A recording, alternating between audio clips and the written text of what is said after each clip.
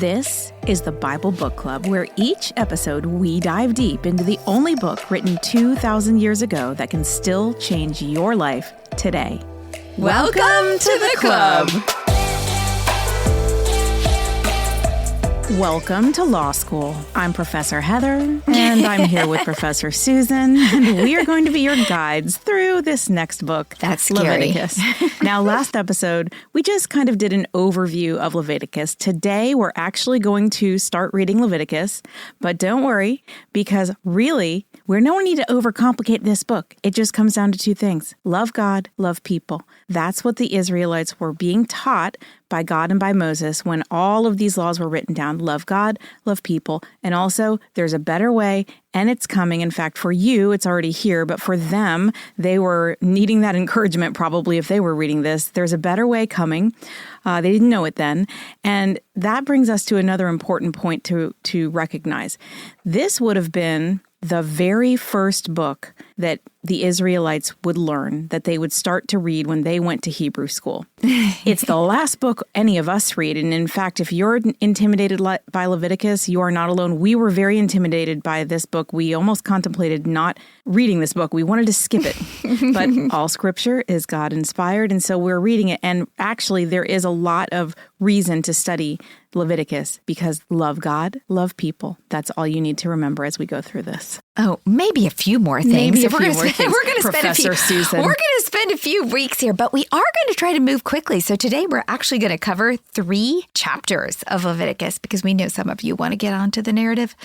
So we are going to cover for the next 7 chapters. Remember that outline we did? Ritual sacrifice, and specifically laws on offerings. So diving in, chapter 1, laws on offerings. The Lord called to Moses and spoke to him from the tent of meeting. Okay, I love this verse.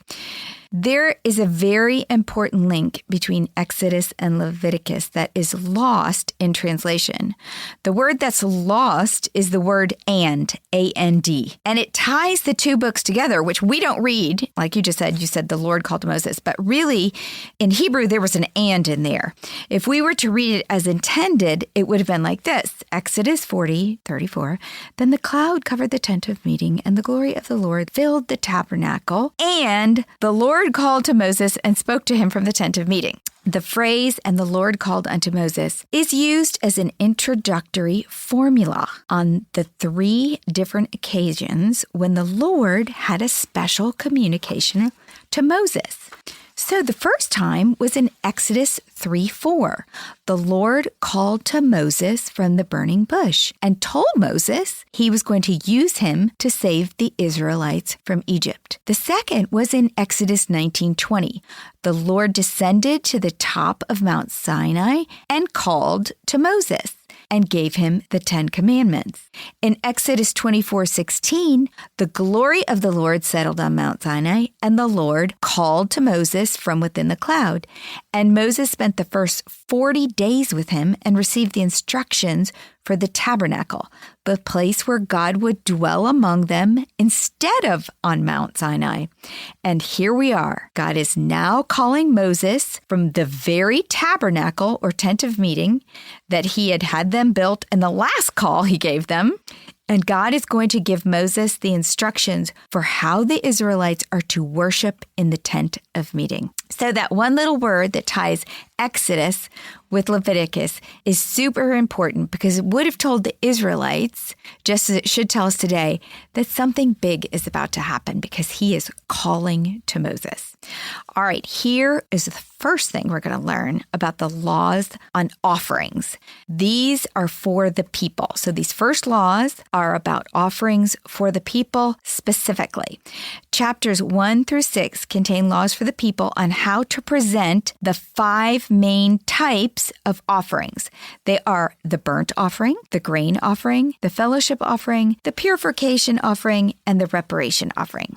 We will have a chart of these offerings in the show notes, and I'm using one from Tyndale that includes what was offered, how it was offered, if anyone got portions from the offering, and the purpose of the offering. So some of this was covered in Exodus. And so is this just God elaborating on some of those things that we already read in Exodus? Yeah, he's going to elaborate. And this all specifically applies to purifying the temple for the most part and making it possible for them to be there with him. To have that communion relationship with God. Correct. All right, the first one we're going to cover is the burnt offering laws for the people. The Israelites made this offering for atonement or to underscore prayers or praise. Now remember, atonement means reparation for an offense. So that was the purpose of the burnt offering. He said, "Speak to the Israelites and say to them, when anyone among you brings an offering to the Lord, bring as your offering an animal from either the herd or the flock." All right, there's going to be 3 levels. I know you only mentioned 2, herd or flock, but there's really a third. We'll get to it.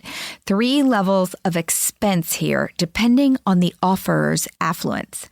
You could sacrifice something from the herd, which would be a cow, and that is obviously the most expensive. Or you could sacrifice something from the flock, which would be a goat or sheep. Or you could sacrifice a bird, which would be the least expensive. As a whole, the burnt offering was the most expensive of all the offerings because all of it went to the Lord. No portion was set aside for the priests or the people. So here is a description of a burnt offering from the herd. Verse 3, if the offering is a burnt offering from the herd, you are to offer a male without defect. You must present it at the entrance to the tent of meeting so that it will be acceptable to the Lord. You are to lay your hand on the head of the burnt offering, and it will be accepted on your behalf to make atonement for you. The laying of a hand on the head established a relationship between the offerer and the animal.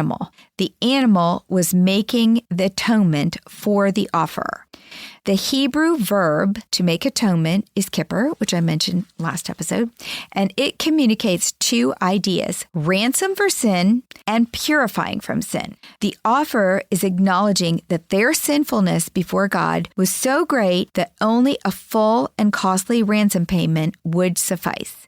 That is why the death of Jesus on behalf of sinners is described in Ephesians 5:2 with the language of the burnt offering. It says, just as Christ loved us and gave himself up for us as a fragrant offering and sacrifice to God. Verse 5, you are to slaughter the young bull before the Lord, and then Aaron's sons, the priests, shall bring the blood and splash it against the sides of the altar at the entrance of the tent of meeting. So the atonement is accomplished by the animal's lifeblood, the giving of blood, which represents life. This was not a sprinkling, but refers to a larger amount of blood being literally thrown on the altar. Yeah, he doesn't say sprinkle, No. He says splash it against the sides. Yes. So it's just like a whole bunch of a mess. Yeah. Ooh. Verse 6, you are to skin the burnt offering and cut it into pieces. The sons of Aaron, the priest, are to put fire on the altar and arrange wood on the fire. Then Aaron's sons, the priest, shall arrange the pieces, including the head and the fat, on the wood that is burning on the altar. You are to wash the internal organs and the legs with water, and the priest is to burn all of it on the altar. It is a burnt offering, a food offering, an aroma pleasing to the Lord. So there's that kind of aroma pleasing to God, as I mentioned. God likes a good barbecue. Well, just like Jesus was a fragrant offer up to the Lord. Okay, the offering is burnt solely for the Lord. No portion goes to anyone else. Now, why wash the internal organs and the legs only? These are the parts that can have fecal waste on them, which is not holy and cannot be a fragrant offering when it's burnt. So they are washed. The Hebrew word for burnt offering is olah and literally means ascending. It was burnt up, going vertically to God in the form of smoke. Similarly, after his death on the cross, Christ ascended vertically to heaven. All right, the next one is a burnt offering from the flock, which I'm not going to give any details for because it's just like the herd. Verse 10, if the offering is a burnt offering from the flock, from either the sheep or the goats, you are to offer a male without defect.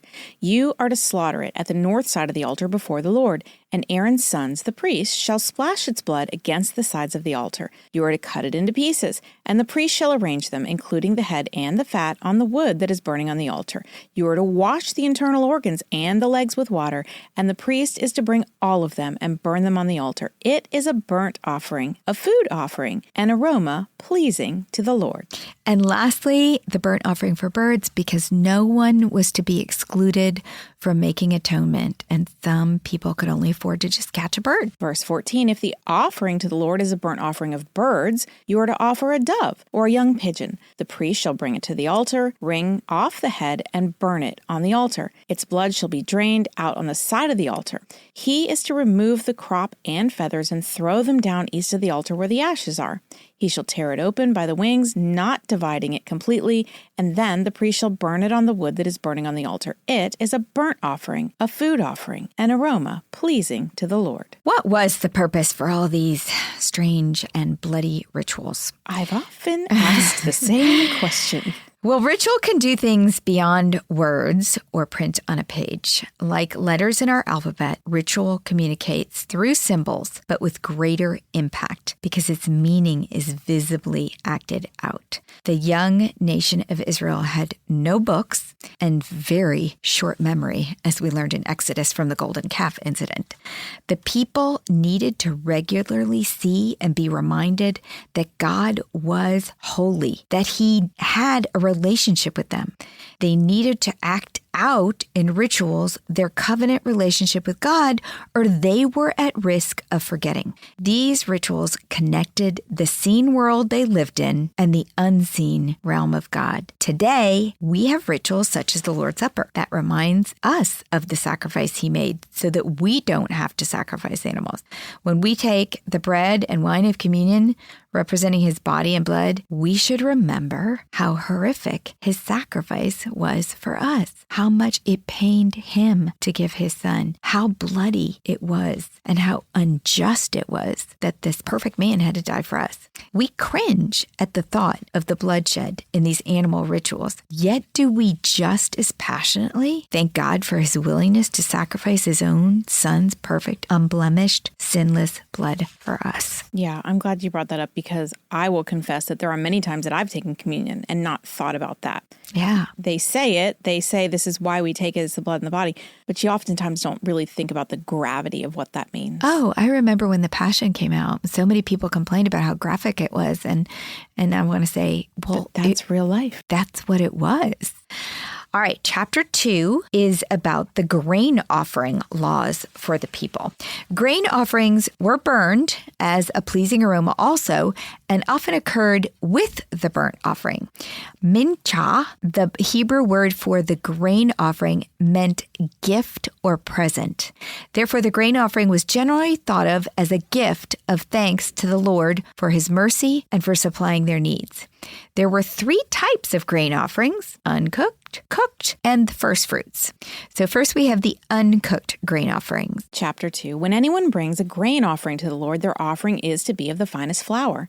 They are to pour olive oil on it, put incense on it, and take it to Aaron's sons, the priests. The priest shall take a handful of the flour and oil together with all the incense and burn it as a memorial portion on the altar, a food offering, an aroma pleasing to the Lord. The rest of the grain offering belongs to Aaron and his sons. It is a most holy part of the food offerings presented to the Lord. The flour would have been most likely from wheat or barley. The incense put on it would have been frankincense, which was very costly and enhanced the pleasing aroma. And it is thought that about 8 to 16 cups would have been given of the flour, which is a good portion. It was called the memorial portion to bring the offerer to the Lord's remembrance. And a portion of this uncooked grain was given to the priests for their own use. All right, next we have the cooked grain offerings, which I'm not going to mention too much about. Verse 4, if you bring a grain offering baked in an oven, it is to consist of the finest flour, either thick loaves made without yeast and with olive oil mixed in, or thin loaves made without yeast and brushed with olive oil. If your grain offering is prepared on a griddle, it is to be of the finest flour mixed with oil and without yeast. Crumble it and pour oil on it. It is a grain offering. If your grain offering is cooked in a pan, it is to be made of the finest flour and some olive oil. Bring the grain offering made of these things to the Lord. Present it to the priest, who shall take it to the altar. He shall take out the memorial portion from the grain offering and burn it on the altar as a food offering, an aroma pleasing to the Lord. The rest of the grain offering belongs to Aaron and his sons. It is a most holy part of the food offerings presented to the Lord. So 3 ways to do it. You can bake it, griddle it, or cook it in a pan. Either way. All the grain offerings had certain specifications, and I am going to talk about those. Verse 11, every grain offering you bring to the Lord must be made without yeast, for you are not to burn any yeast or honey in a food offering presented to the Lord. You may bring them to the Lord as an offering of the first fruits, but they are not to be offered on the altar as a pleasing aroma. Season all your grain offerings with salt. Do not leave the salt of the covenant of your God out of your grain offerings. Add salt to all your offerings. So this comparison of salt and yeast was interesting because, again, to them, God used visible things they could see and taste and touch to remind them of kind of life and his relationship with them. No yeast was to be used in burnt offerings because leavening yeast involves fermentation, which is a form of decay, think of your chemistry, and therefore related to death and impurity. So yeast, creates fermentation, which is actually decaying whatever. That's not good to think about, but it sure does taste good in bread. Did it have anything to do with the fact that the bread, when they left from being in slavery, they weren't using yeast? No. It wasn't about remembering that. It was because everything you burned for God created an aroma to him, and it couldn't be anything impure. That's why you had to wash the legs of the animal, because fecal matter under that they didn't want to burn that because that was impure. And yeast is impure because, again, it's fermenting whatever it's put in, which is causing it to decay quicker. So we're going to read more on death and impurity and life and holiness being incompatible coming up. But to burn anything that was impure would not be a pleasing aroma to God. Salt, on the other hand, was a preservative. So the salt of the covenant implied a preserved covenant or a permanent covenant, and therefore was pleasing to God. The first fruits could have yeast, as these offerings were cooked but not burned. So we're going to read about those in a second, but just so you know, the first fruits could have yeast, anything else burned could not have yeast, but everything had salt. Moving on in verse 14, if you bring a grain offering of first fruits to the Lord, offer crushed heads of new grain, roasted in the fire. Put oil and incense on it. It is a grain offering. The priest shall burn the memorial portion of the crushed grain and the oil together with all the incense as a food offering presented to the Lord. So these were the burned grain offerings that had first been roasted. And you gotta love the grain offerings. No blood. Love it. Plant-based toasty bread. Bread. It was vegan. It was vegan. This is the vegan offering. Bread was often served with a meal of meat, and this completed the image of offering a meal to God. That's why they kept saying it is a food offering to God. It also foreshadowed much in the New Testament of Jesus as the bread of life. All right, chapter 3. These are fellowship offering laws for the people. Fellowship offerings were also called peace offerings. Like burnt offerings, fellowship offerings often accompanied the grain offerings. And there are 2 kinds of fellowship offerings, from the herd or from the flock. Chapter 3. If your offering is a fellowship offering and you offer an animal from the herd, whether male or female, you are to present before the Lord an animal without defect. You are to lay your hand on the head of your offering and slaughter it at the entrance to the tent of meeting. Then Aaron's sons, the priests, shall splash the blood against the sides of the altar. From the fellowship offering, you are to bring a food offering to the Lord. The internal organs and all the fat is connected to them. Both kidneys with the fat on them near the loins and the long lobe of the liver, which you will remove with the kidneys. Then Aaron's sons are to burn it on the altar on top of the burnt offering that is lying on the burning wood. It is a food offering, an aroma pleasing to the Lord. If you offer an animal from the flock as a fellowship offering to the Lord, you are to offer a male or female without defect. If you offer a lamb, you are to present it before the Lord, lay your hand on its head, and slaughter it in front of the tent of meeting. Then Aaron's sons shall splash its blood against the sides of the altar. From the fellowship offering, you are to bring a food offering to the Lord.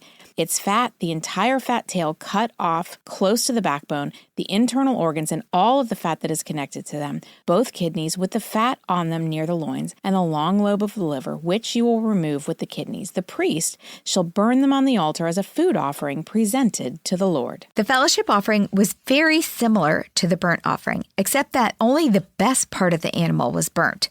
The The fat in this culture was considered the best part. And I can relate because a good, juicy, fatty steak on the grill really smells good. The sheep in these verses, as in Exodus, we talked about this kind of sheep. We learned are those crazy-looking broad-tailed sheep that still exist today with tails weighing up to 25 pounds. You can go Google it. They're very interesting looking. We're going to learn in chapter 7 that the fellowship offering was consumed by 3 parties, the Lord, the priests, and the offerer, to symbolize covenant fellowship between them. The purpose of this offering was to confirm their covenant relationship, the one between God and the people, by sharing a meal. And this happened before in Exodus 24, episode 17, after the celebration of the Book of the Covenant. When Moses gave it to them and they had the celebration, they shared that meal. So again, fellowship offering. And one thing that we haven't covered yet is how he keeps on saying that this should be an animal offered that is without blemish. And I think that also speaks to the heart, because the purpose of this was for atonement, purification, making right the wrong. But it might have been tempting to just go, well, here's one of the ones I can bring. This one's an invalid anyway. It's probably not going to bring me as much money. I'm going to bring it. No, that's not what God is asking of us or them at this time to do. We are to bring him the best that we have, because that is a sacrifice that comes from our heart. And that represents that we truly are sorry and that we really want to repent and make right the wrong. And we learned that from Genesis 4 with Cain and Abel. Cain brought the right offering. An offering, but God knew it wasn't from the best. And it wasn't in his heart, it wasn't his best, where Abel's was accepted and Cain got really mad. Verse 12, if your offering is a goat, you are to present it before the Lord. Lay your hand on its head and slaughter it in front of the tent of meeting. Then Aaron's son shall splash its blood against the sides of the altar. From what you offer, you are to present this food offering to the Lord. The internal organs and all the fat that is connected to them, both kidneys with the fat on them near the loins, and the long lobe of the liver, which you will remove with the kidneys. The priest shall burn them on the altar as a food offering, a pleasing aroma. All the fat is the Lord's. This is a lasting ordinance for the generations to come. Wherever you live, you must not eat any fat or any blood. The fat was for the Lord because it was the best and considered, like we said, the first fruit, the best that there was. The blood was prohibited for several reasons. The blood represented the animal's life and therefore belonged to the Lord, the creator of life. This ordinance included the blood of animals wherever they ate, whether it was a fellowship offering or something they prepared in their kitchen for dinner. They were never to eat the blood. So where's the relevance today? The fellowship offering reminds us that healthy interaction with God doesn't always focus on problems and sin. No matter what our circumstances, there is always a reason to rejoice, to celebrate with God. Leslie Weatherhead said this, the opposite of joy is not sorrow, it is unbelief. Joy looks upward to God and onward to the hope he offers his people. So we hope you can be encouraged today after reading all of these laws, and first of all, thankful, like we said, that we don't have to go through this. We have Jesus, and Jesus can forgive your sins, and the offering that you bring him is your life and a pure heart that just desires to repent and turn from your ways and love and be with him and do the right thing. Love God, love people. That's all that matters.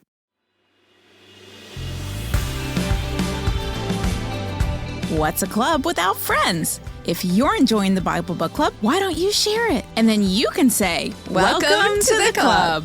New episodes drop every Monday, and get all episodes now on Amazon Music. As always, head over to susanme.com/Bible Book Club for show notes from today's episode. Bible Book Club is hosted by Susan Merrill and Heather Rubio, edited by Buck Buchanan, produced by Hayley Mawat.